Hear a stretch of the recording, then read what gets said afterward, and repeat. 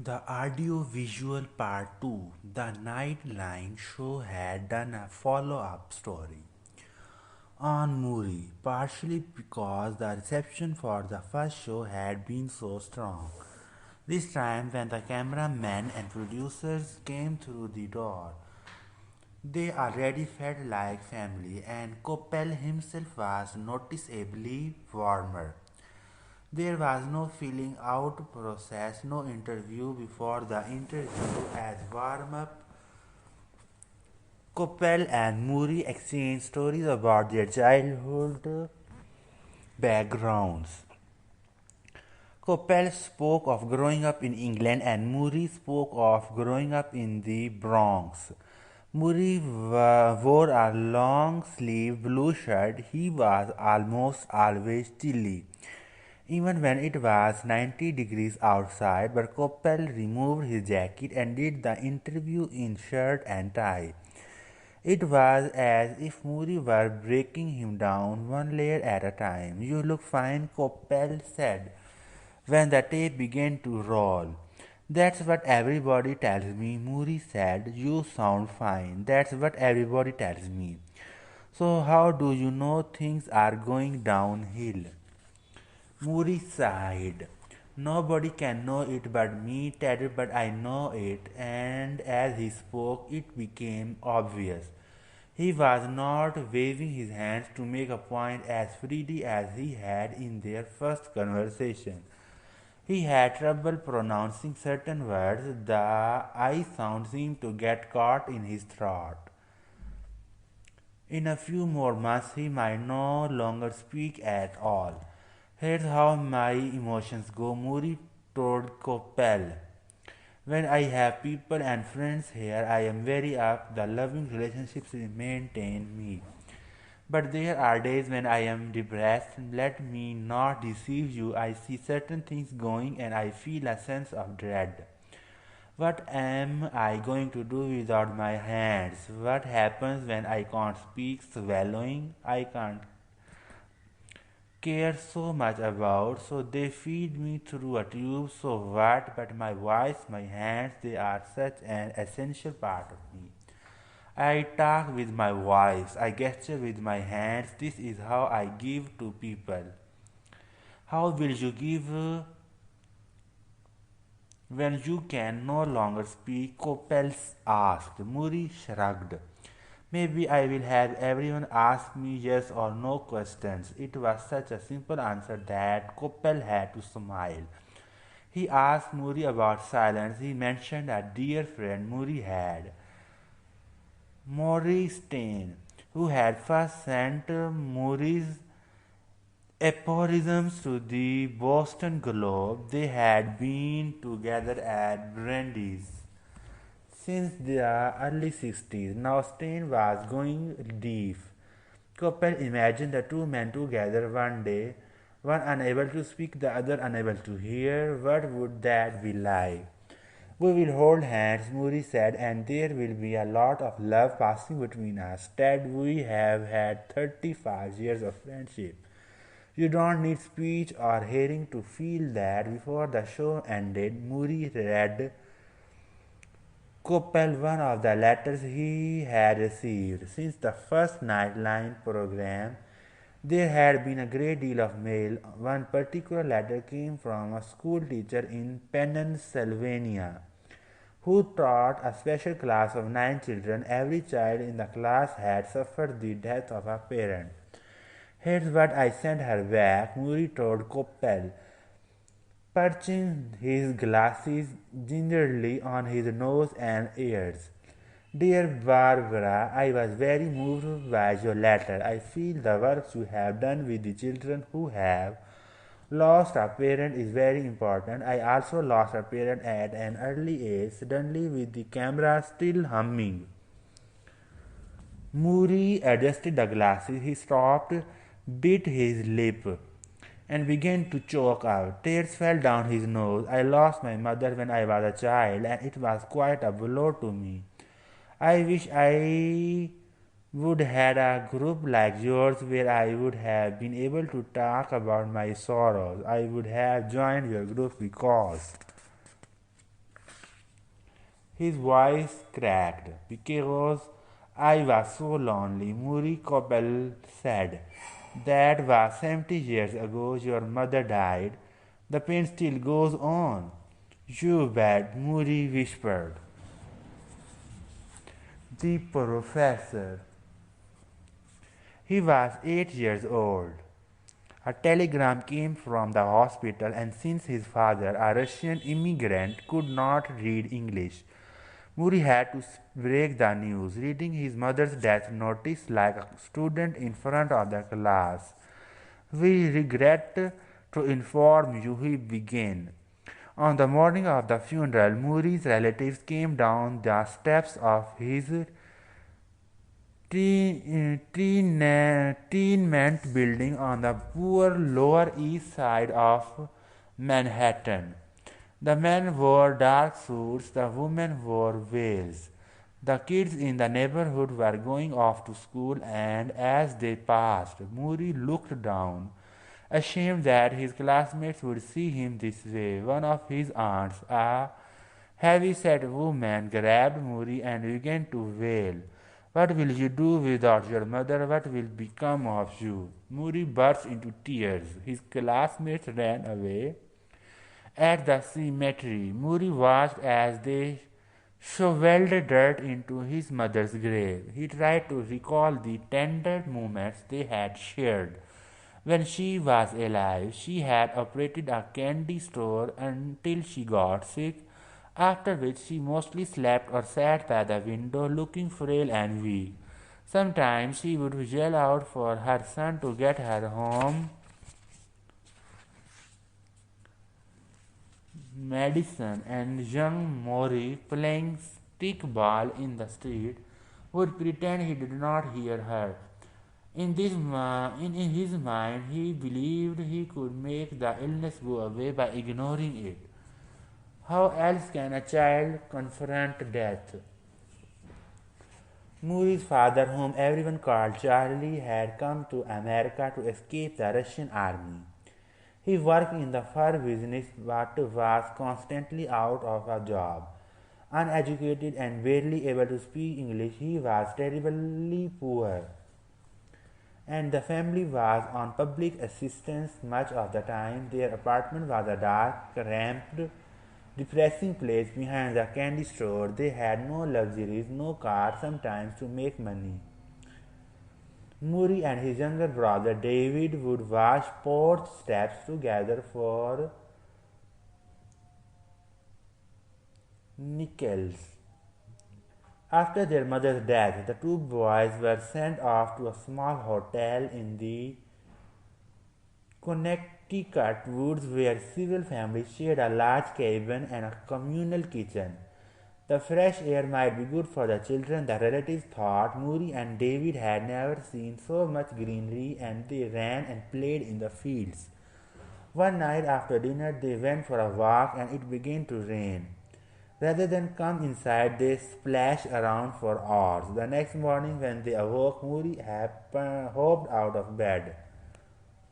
Come on, he said to his brother. Get up, I can't. What do you mean? David's face was panicked. I can't move. He had polio. Of course, the rain did not cause this, but a child Muri's age could not understand that. For a long time, as his brother was taken back and forced to a special medical home and was forced to wear braces on his legs, which left him limping, Muri felt responsible. So in the mornings, he went to synagogue by himself because his father was not a religious man, and he stood among the saving men in their long black coats, and he asked God to take care of his dead mother and his sick brother. And in the afternoons, he stood at the bottom of the subway steps and hawked magazines, turning whatever money he had made over to his family to buy food. In the evenings, he watched his father eat in silence, hoping for but never getting a show of affection, communication, warmth. At 9 years old, he felt as if the weight of a mountain were on his shoulders. But a saving embrace came into Muri's life the following year. His new stepmother, Eva. She was a short Romanian immigrant with plain features, curly brown hair, and the energy of two women. She had a glow that warmed the otherwise murky atmosphere his father created.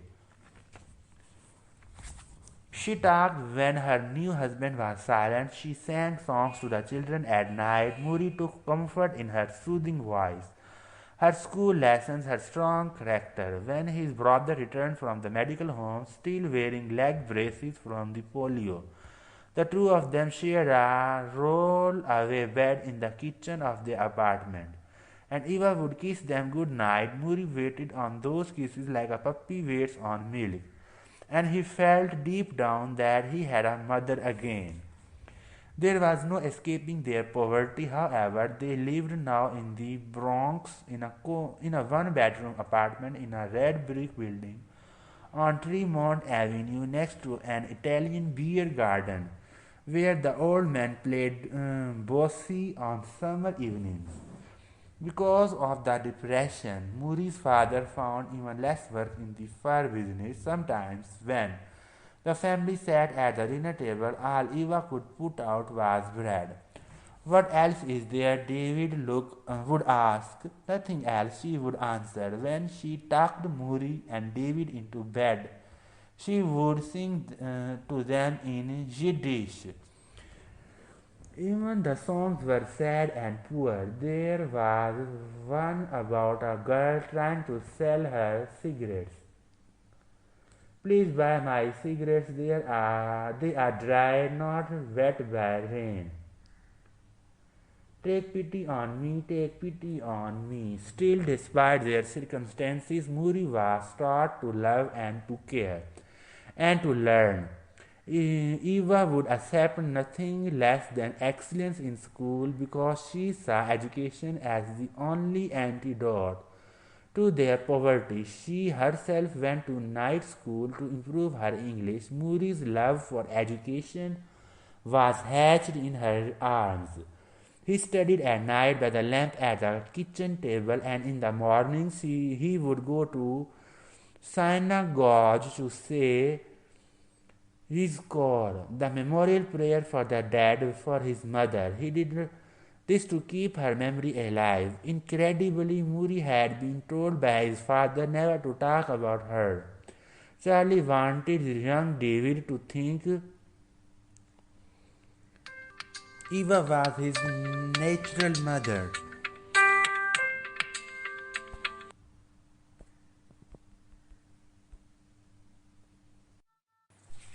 It was a terrible burden to Muri. For years, the only evidence Muri had of his mother was the telegram announcing her death. He had hidden it the day it arrived. He would keep it the rest of his life. When Muri was a teenager, his father took him to a fur factory where he worked. This was during the Depression. The idea was to get Muri a job.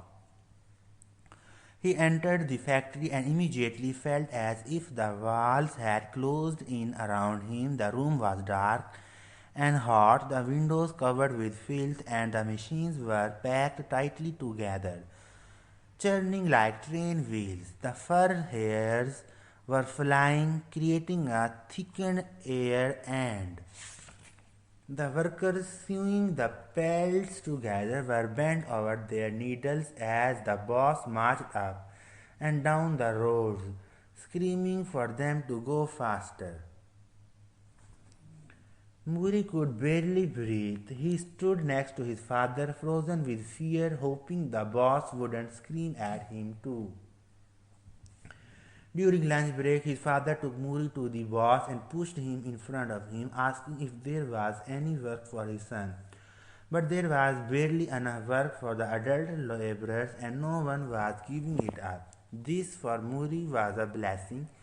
He hated the place. He made another vow that he kept to the end of his life. He would never do any work that exploited someone else, and he would never allow himself to make money off the sweat of others.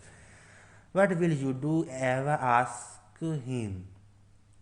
I don't know, he would say. He ruled out law because he didn't like lawyers, and he ruled out medicine because he couldn't take the sight of blood. What will you do? It was only through default that the best professor I ever had became a teacher.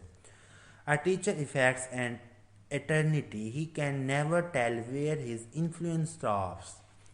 Henry Adams. The fourth Tuesday we talk about death. Let's begin with this idea, Muri said. Everyone knows they are going to die, but nobody believes it. He was in a business-like mood this Tuesday.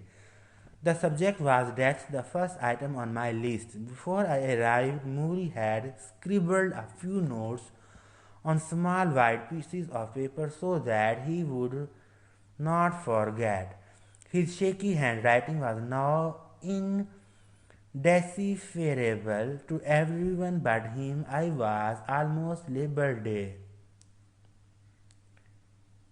and through the office window I could see the spinach-colored hedges of the backyard and hear the yells of children playing down the street, their last week of freedom before school began.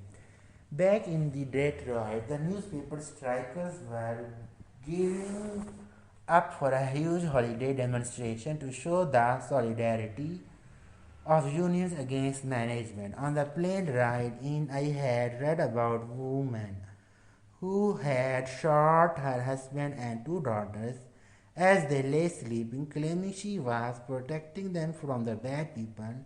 In California, the lawyers in the O.J. Simpson trial were becoming huge celebrities. Here in Mori's office, life went on one precious day at a time. Now we sat together a few feet from the newest addition to the house, an oxygen machine. It was small and portable, about knee high.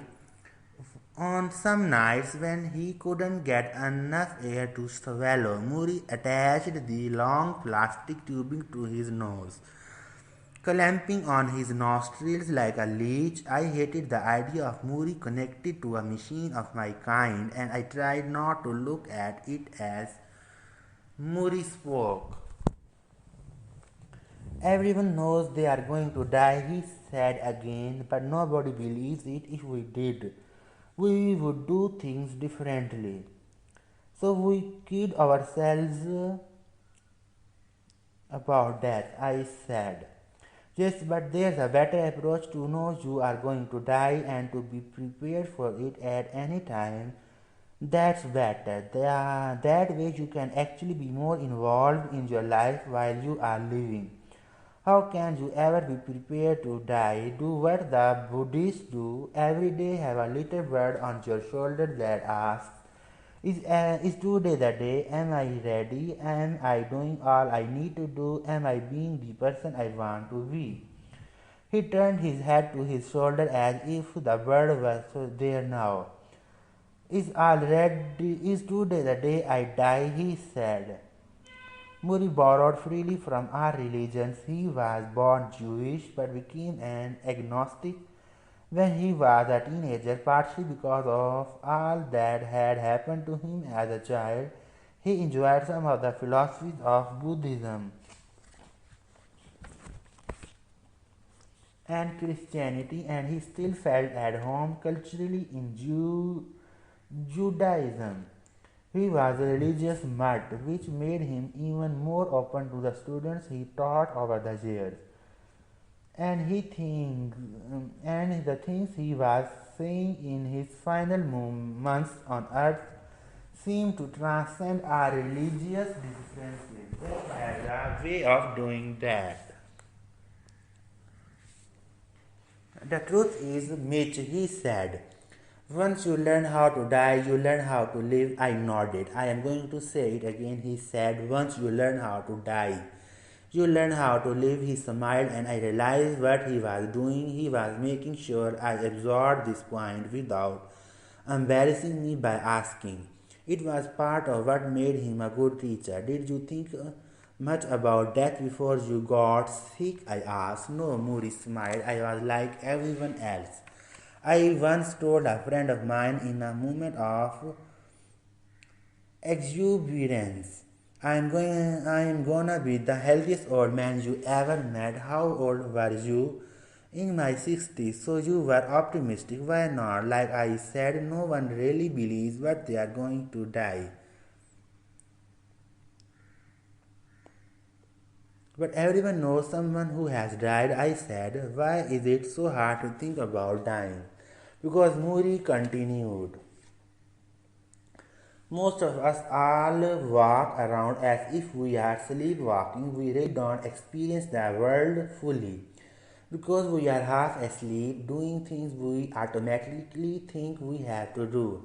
And facing death changes all that. Oh, yes, you strip away all that stuff and you focus on the essentials. When you realize you are going to die, you see everything much differently. He sighed. Learn how to die and you learn how to live. I noticed that he quivered now when he moved his hands. His glasses hung around his neck, and when he lifted them to his eyes, they slid around his temples. As if he were trying to put them on someone else in the dark, I reached over to help guide them into his ears. Thank you, Muri whispered. He smiled when my hand brushed up against his head. The slightest human contact was immediate joy.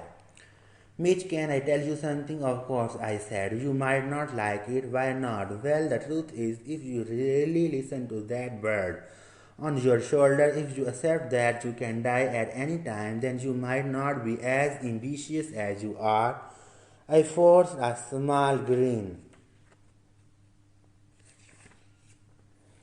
The things you spend so much time on, all this work you do, might not seem as important. You might have to make room for some more spiritual things. Spiritual things, yes, you hate that word. Don't you? Spiritual. You think it's touchy feely stuff. Well, I said. He tried to wink a bad try and I broke down and laughed. Mitch, he said, laughing along. Even I don't know what spiritual development really means. But I do know we are deficient in some way. We are too involved in materialistic things and they don't satisfy us. The loving relationships we have, the universe around us, we take these things for granted. He nodded toward the window with the sunshine streaming in. You see that you can go out there, outside anytime. You can run up and down the block and go crazy. I can't do that. I can't go out. I can't run. I can't be out there without fear of getting sick, but you know what? I appreciate that window more than you do. I appreciate it. Yes, I look out the window every day. I notice the change in the trees. How strong the wind is blowing. It's as if I can see time actually passing through the window. Because I know my time is almost done, I am drawn to nature like I am seeing it for the first time. He stopped, and for a moment we both just looked out the window. I tried to see what he saw. I tried to see time and seasons. My life passing in slow motion. Muri dropped his head slightly and curled it toward his shoulder. It is today, little bird, he asked. Is it today? Letters from around the world kept coming to Muri thanks to the nightline appearances. He would sit when he was up to it and dictate the responses to friends and family who gathered for their letter writing sessions. One Sunday, when his sons Rob and John were home, they all gathered in the living room. Muri sat in his wheelchair, his skinny legs under a blanket. When he got cold, one of his helpers wrapped a nylon jacket over his shoulders. What's the first letter? Muri said. A colleague read a note from a woman named Nancy, who had lost her mother to ALS. She wrote to say how much she had suffered through the loss and how she knew that Muri must be suffering too. All right, Muri said when the reading was complete. He shut his eyes. Let's start by saying, Dear Nancy, you touched me very much with your story about your mother, and I understand what you went through. There is sadness and suffering on both parts. Grieving has been good for me, and I hope it has been good for you also. You might want to change that last line, Rob said. Muri thought for a second, then said, You are right. How about I hope you can find the healing power in grieving?